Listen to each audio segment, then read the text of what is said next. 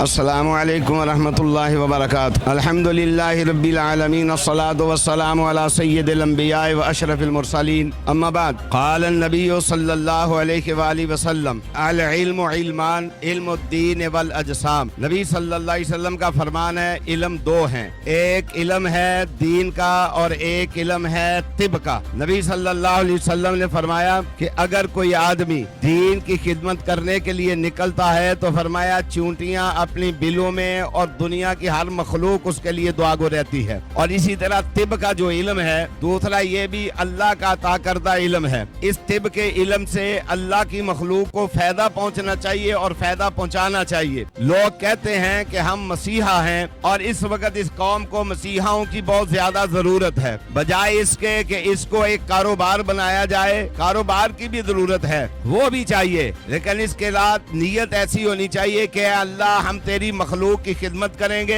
اور پھر دیکھیں اللہ اپنی رحمت کے خزانے رزق کے کھول دے گا۔ یہ ہو نہیں سکتا جو اللہ کا بن جائے اور اللہ اسے ادھورا چھوڑ دے اور ایسا چھوڑ دے۔ میں اگر کوئی ڈاکٹر حضرات یہاں تشریف فرما ہیں تو ان کی خدمت میں یہ گزارش کروں گا، وقت نہیں ہے ورنہ اس پر میں تفصیلی گفتگو کرتا کہ یہ طب کا پیشہ انبیاء کا پیشہ ہے۔ اگر کسی ڈاکٹر نے اس کو زیادہ ریسرچ کرنی ہے تو حضرت عیسیٰ علیہ السلام کو دیکھیں، اور پھر زیادہ اگر کوئی ڈاکٹر ریسرچ کرنی چاہتے ہیں تو نبی صلی اللہ علیہ وسلم کا کتاب الطب جو ہے حدیث کی کتابوں میں کتاب الطب کا مطالعہ کریں۔